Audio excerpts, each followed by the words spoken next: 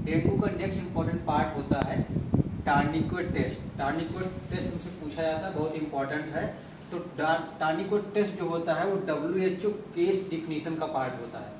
Dengue के जो WHO ने केस डिफिनीशन का पार्ट बनाया हुआ होता क्या है, आपको इसमें जो क्यूबाइटल फोसा में जैसे आप ब्लड प्रेशर लेते हो तो उसमें आपको जो पेशेंट होगा उसका सिस्टोलिक ब्लड प्रेशर ले लेना है, डायस्टोलिक ब्लड प्रेशर लेना है। मान लेते हैं उसका सिस्टोलिक ब्लड प्रेशर 120 है और डायस्टोलिक ब्लड प्रेशर उसका 80 है, तो दोनों के मिड पॉइंट यानी 120 प्लस 80 करोगे 200 बटा 2 कितना आ जाएगा 100। वही लिखा मैंने SBP बाई DBP बाई 2 का इतने का जो होगा, मान लो ये जैसे हमने कैलकुलेशन किया 100 आया, तो 100 mmHg तक इन्फ्लेट करेंगे कप को, और कितने, एक पॉइंट इंपॉर्टेंट है, 5 मिनट तक। 5 मिनट तक सिस्टोलिक और डायस्टोलिक ब्लड प्रेशर के मिड पॉइंट पे करके उसको 5 मिनट तक रोक देंगे। 5 मिनट रोकने के बाद फिर उसको डिफ्लेट कर देंगे, कप को डिफ्लेट करेंगे। डिफ्लेट करने के बाद 2 मिनट रेस्ट करेंगे। 2 मिनट बाद फिर जो क्यूबाइटल फोसा है उसका 1 इंच स्क्वायर एरिया लेंगे, ठीक है, 1 इंटू 1 इंच मिलेंगे, या सेंटीमीटर हो जाएगा 2.5 इंटू 2.5। वो एरिया मान लीजिए ये एरिया है, ठीक है, क्यूबाइटल फोसा का ये एरिया हुआ 1 इंच स्क्वायर एरिया। अब इसमें देखेंगे अगर 10 या 10 से ज्यादा पेटेकी है, पेटिकियल क्योंकि डेंगू में थ्रोम्बोसाइटोपेनिया होता है जिसके कारण ब्लीडिंग होती है। अगर 10 या 10 से ज्यादा पेटिकी है तो इसको पॉजिटिव टार्निक्वेट टेस्ट बोलेंगे। तो एक पॉइंट इंपॉर्टेंट है, सिस्टोलिक ब्लड प्रेशर और डायस्टोलिक ब्लड प्रेशर के मिड पॉइंट तक करते हैं। कितने समय के लिए करते हैं, 5 मिनट के लिए करते हैं। उसके बाद 2 मिनट के लिए रेस्ट करते हैं, और कितने पेटिकी लेते हैं, 10 या 10 से ज्यादा। तो टार्निक्वेट टेस्ट सबसे पहले क्या करना है, पेशेंट का सिस्टोलिक और डायस्टोलिक ब्लड प्रेशर ले लेना है। उसके बाद आपने जैसे 120 80 आ गया, वो रीडिंग कोई भी हो सकती है, उसके मिड पॉइंट तक 5 मिनट तक जो ब्लड प्रेशर वाला कप है उसको इन्फ्लेट करके रोकना है। 5 मिनट करने के बाद जिसका प्रेशर बनेगा, प्रेशर का प्लेटलेट हाइपो थ्रोम्बोसाइटोपेनिया के कारण जो पेटिकी बनेगी, फिर वो 2 मिनट रेस्ट करने के बाद डिफ्लेट कर 2 मिनट रेस्ट करने के बाद फिर पेटिकी काउंट करेंगे 1 स्क्वायर इंच एरिया में। अगर 10 या 10 से ज्यादा पेटिकी हैं तो क्या हो जाएगा, टार्निक्वेट पॉजिटिव है, और अगर कम होंगे तो निगेटिव हो सकता है, बिल्कुल ना हो, ठीक है। तो ये WHO केस डिफिनीशन, लेकिन इसकी एक क्या लिमिटेशन है, हालांकि ये 50 to 60%, मोर देन 50% केसेस में पॉजिटिव भी होता है, ठीक है, लेकिन 100% सेंसिटिविटी नहीं है। अबाउट 50 to 60% केसेस में पॉजिटिव होता है, यानी 50% से ज्यादा पॉजिटिव होता है, तो ठीक ठाक सेंसिटिविटी है। इसकी जो सेंसिटिविटी है वो 50% से ज्यादा सेंसिटिविटी है, ठीक है। तो ये टार्निक्वेट टेस्ट आपको अच्छे से समझ में आया होगा। नेक्स्ट इंपॉर्टेंट पार्ट है डेंगू का क्लिनिकल फीचर। तो जो डेंगू का क्लिनिकल फीचर होता है वो 3 फेज में होता है। पहला जो फेज होता है वो फेब्राइल फेज होता है, दूसरा जो होता है क्रिटिकल फेज होता है जिसमें सबसे ज्यादा मोर्टेलिटी होती है, तीसरा रिकवरी फेज, अगर यहाँ से यहाँ जाता है तो डेंगू का जो क्लिनिकल फीचर होते हैं वो 3 फेज में होते हैं। पहला फेब्राइल फेज, क्रिटिकल फेज और रिकवरी फेज। जो फेब्राइल फेज होता है, जो मैंने टिपिकल कंप्लेन बताया था फर्स्ट डे पे, form, fever, arthralgia, rash, mucosal bleeding और माइल्जिया। फेब्राइल फेज में ये 5 इंपॉर्टेंट क्लिनिकल फीचर होते हैं, प्लस इसी फेज में टार्निक्वेट टेस्ट पॉजिटिव, जो भी मैंने टार्निक्वेट टेस्ट बताया वो पॉजिटिव आता है। मैं टार्निक्वेट टेस्ट बाद में बता सकता था, लेकिन इसको क्लिनिकल फीचर में आता है। अगर यहाँ हम टार्निक्वेट टेस्ट बोलते तो तुम्हें समझ में आए, इसलिए मैंने यहाँ बता दिया। प्लस मैंने लिखा फॉर्म रहेगा, फॉर्म मतलब ये 5 feature clinical, plus tourniquet test positive आ जाएगा, TQ मतलब टार्निक्वेट टेस्ट, प्लस इसमें और क्या होगा, प्लेटलेट और TLC डिक्रीज होना है। इसके लिए वर्ड लिखा रहेगा प्रोग्रेसिव डिक्रीज इन TLC यानी टोटल ल्यूकोसाइट काउंट और प्लेटलेट। तो एक चीज जो तुम लोग काफी मतलब भूलते हो, नहीं याद रखते हो, उसमें सिर्फ प्लेटलेट नहीं कम होता है, TLC भी कम होता है। तो डेंगू इन्फेक्शन होगा, यूजुअली क्या होता है, अदर इन्फेक्शन में क्या होता है, TLC बढ़ता है, इन्फेक्शन में टीएलसी बढ़ता है। डेंगू इन्फेक्शन की खास बात है टीएलसी कम होता है। तो ये इंपॉर्टेंट पॉइंट है, नीट पीजी में कई बार आ चुका है, ठीक है। तो ये इतने क्लिनिकल, ये 2 से 7 दिन होता है। जिस दिन आपको मॉस्किटो बाइट किया, अंदर गया, उसको मैंने बताया था 2 से 7 दिन उसका ब्लड में रहता है ना। इन्फेक्शन करने के बाद फीवर, ये पीरियड जो है फेब्राइल फेज 2 से 7 दिन रहता है। माइल्ड वाले में इसी फेज के बाद चला जाता है, आगे फेज आता नहीं।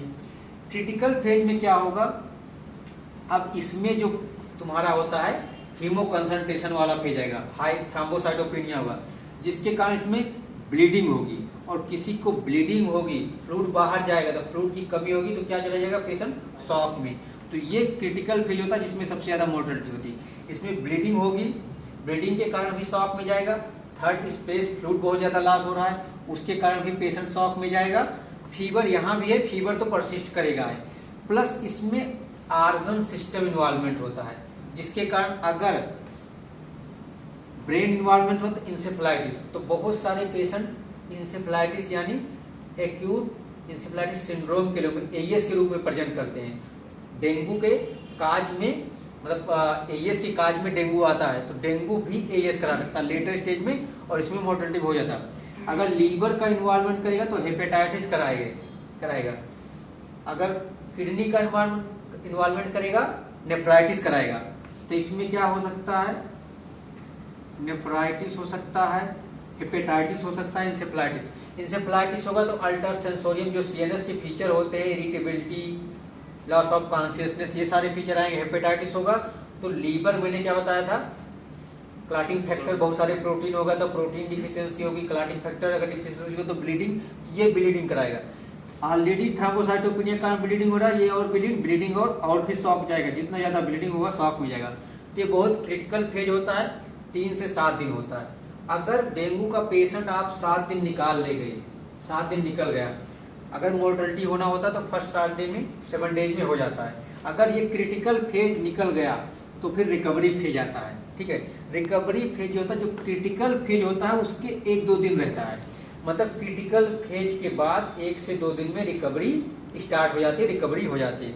रिकवरी कैसे होगा, रीअब्जॉर्प्शन फ्लूइड, जो मैंने बताया था ना कैसे फ्लूइड थर्ड स्टेज पे जा रहे थे, minimal structural damage, maximum functional damage होता है, 2 सेल के बीच में स्पेस हो जाता था, जिसके कारण फ्लूइड बाहर जा रहा था।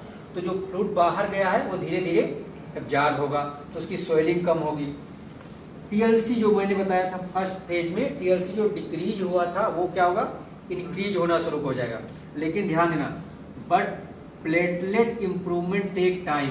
तो ये नहीं, बहुत सारे पेशेंट आते 2 हफ्ता हो गया, अभी बच्चे का प्लेटलेट कम है, अभी प्लेटलेट नहीं, तो प्लेटलेट इंप्रूव होने में काफी टाइम लगता है, 2-3 सप्ताह लग जाता है, ठीक है। तो इसलिए प्लेटलेट इंप्रूवमेंट नहीं हो रहा तो परेशानी का, टीएलसी पहले कम था और बढ़ने लगा, थर्ड स्पेस का फ्लूइड एब्जॉर्ब होने लगा, पेशेंट की जनरल कंडीशन इंप्रूव हो रही। जनरल कंडीशन मैंने मान लो जैसे सीएनएस इन्वॉल्व था, इंसेफ्लाइटिस, हेपेटाइटिस वाला, ब्लीडिंग रुक रहा है, इसका जनरल कंडीशन इंप्रूव। अगर पेशेंट का जनरल कंडीशन इंप्रूव होने लगा, ठीक है, इसका मतलब पेशेंट रिकवरी फेज में है और इंप्रूवमेंट हो रहा। तो आई थिंक आपको क्लिनिकल फीचर अच्छे से, फेब्राइल फेज इसको याद, जैसे पीसीआर आप याद करते हो वैसे FCR 2 to 7, 3 to 7, 1 to 2 days after, ठीक है, कितने दिन का होता है, क्या फीचर मिलेंगे, ठीक है। अब ये इसमें ये वाले फीचर तो मिलेंगे, ये ऐड होते जाएंगे, ठीक है। इसमें रिकवरी फेज में आए तो इंप्रूवमेंट होने जाएगा, ठीक है। तो ये तुम्हारा क्लिनिकल फीचर आई थिंक अच्छे से समझ में आया होगा। नेक्स्ट इंपॉर्टेंट पार्ट डेंगू का है कंफर्मेशन ऑफ डायग्नोसिस।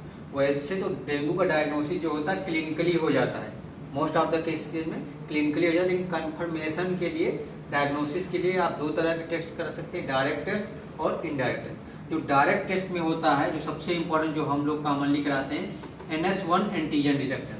अगर NS1 एंटीजन डिटेक्ट कर लिए तो ये 100% स्पेसिफिक है, यानी किसी में NS1 एंटीजन डिटेक्ट हो गया, इसका मतलब वो कोई और चीज नहीं हो सकता, डेंगू ही है। लेकिन इसकी सेंसिटिविटी जो होती है वो एक तो डे पे डिपेंड करता है, 4 डे, अगर विद इन 4 डे 4 दिन के बाद जब जाओ 5वें 6ठे दिन जैसे जैसे फिर सेंसिटिविटी बहुत कम होती जाती है। और डेंगू सेंसिटिविटी इसकी जो अगर प्राइमरी इन्फेक्शन है तो 90% है, विद इन डे 4 आप करा लिए इन्वेस्टिगेशन। प्राइमरी में 90% है और सेकेंडरी में 70%। प्राइमरी सेकेंडरी का मतलब जैसे पहली बार हुआ है डेंगू का इन्फेक्शन, पहली बार हुआ। सेकेंडरी का मतलब दूसरी बार हुआ, तो दूसरी बार में अगर आप NS1 एंटीजन कराओगे उसकी सेंसिटिविटी डे 4 पे या डे 4 तक, ठीक है, डे 4 के अंदर है तो 70% होगा, प्राइमरी में 90% होगा। तो इसका मतलब समझिए स्पेसिफिक 100% है, मिल गया तो केवल और केवल डेंगू ही है, कुछ और नहीं हो सकता। लेकिन अगर 4 दिन के अंदर करा रहे हो तो प्राइमरी में 90%, 90-70% बहुत बड़ा वो हो जाता है, काफी बड़ा नंबर है, तो काफी अच्छा हुआ। इसके अलावा वायरस कल्चर करा सकते हैं, ठीक है, वायरस आइसोलेट कर सकते हैं कल्चर के द्वारा, क्योंकि वायरस का कल्चर बहुत अच्छा होता नहीं तो बहुत कॉमनली हम लोग इसको कराते नहीं, लेकिन करा सकते हैं। और जीनोम डिटेक्शन कर सकते हैं बाय PCR। ये बहुत एक्सपेंसिव टेस्ट होता है, PCR बहुत महंगा होता है, तो ये हम करते नहीं। तो डायरेक्ट में जो हम करते हैं वो NS1 एंटीजन का डिटेक्शन करते हैं। बहुत सारे केसेस ऐसे मिलते हैं जिसमें NS1 पॉजिटिव आता है। ये दोनों हम केवल थ्योरेटिकल पढ़ते हैं, यूजुअली कराते नहीं। हमारे इंस्टीट्यूट में नहीं होता और में हो सकता होता हो। इनडायरेक्ट टेस्ट जो हम कराते हैं वो IgM और IgG। तो हम जो 3 टेस्ट कराते हैं, एक NS1 एंटीजन कराते हैं, IgM कराते हैं और IgG। IgM ही केवल नहीं कराते, IgG और IgM दोनों कराते हैं। हालांकि मेजर रोल IgM का ही होता है, ठीक है। IgM एक तो प्राइमरी इन्फेक्शन को बताता है, आप लोगों ने पढ़ा होगा माइक्रो में। अगर डे 5 पे है, ठीक है, इसकी सेंसिटिविटी देखिए, जैसे जैसे डे बढ़ रहा है सेंसिटिविटी बढ़ रही है, इसकी क्या हुआ, कम हो रही है NS1। इसलिए हम दोनों कराते हैं, क्योंकि बहुत अच्छी हिस्ट्री नहीं दे पाते हैं कि कौन से डे पे आया है। तो अगर डे 5 पे आया तो 80% केसेस में सेंसिटिव होता है, ठीक है। अगर ये डे 10 पे आया तो 99% केसेस में सेंसिटिव होता है। IgM की बात करें, डे 14 पे मैक्सिमम या पीक होता है। तो जो IgM का डेंगू का पीक होता है वो 2 वीक पे होता है। ये क्वेश्चन कई बार पूछा गया है, ठीक है। और या मैक्सिमम सेंसिटिविटी कब होता है, 2 वीक लिखा रहेगा, डे 14 कहीं कहीं ना लिखे 2 वीक लिख सकते हैं, ठीक है, मतलब वही हुआ। और कभी भी IgM एलोन नहीं कराते हैं, IgG और IgM दोनों। और कैन भी IgM होता तो वैसे प्राइमरी के लिए है एक्यूट ही, लेकिन ये 2 से 3 महीना तक डिटेक्ट हो सकता है। यानी कोई भी अगर ठीक होके गया, आप 2 महीने बाद टेस्ट कराओ तब भी IgM पॉजिटिव आ सकता है। तो इसका मतलब ये नहीं कि इसको इन्फेक्शन ही हुआ है अभी करंटली, हो सकता है 2 महीना पहले भी रहा हो। तो IgM 2 महीने या 2 से 3 महीने तक पॉजिटिव हो सकता है, और हम कराएंगे दोनों। तो इनडायरेक्ट टेस्ट में IgM IgG एंटीबॉडी डिटेक्ट करते हैं, डायरेक्ट में NS1 एंटीजन डिटेक्ट करते हैं। करने को ये भी करा सकते हैं, लेकिन ये ऑप्शन। तो अब आपका कंफर्मेशन ऑफ डायग्नोसिस हो गया है, ठीक है। वैसे हम डायग्नोसिस ऑफ कंफर्मेशन का वेट नहीं करते हैं, क्लिनिकल डेंगू का डायग्नोसिस करके हम ट्रीटमेंट स्टार्ट कर देते हैं। तो नेक्स्ट टर्न पे हम डेंगू का मैनेजमेंट कैसे बताएंगे। एक्चुअली अगर माइल्ड डेंगू इन्फेक्शन है तो हम सिर्फ एडिक्वेट हाइड्रेशन और एडिक्वेट न्यूट्रिशन मेंटेन करते हैं, क्योंकि उसमें फ्रूट लॉस होता है 3rd जनरेशन।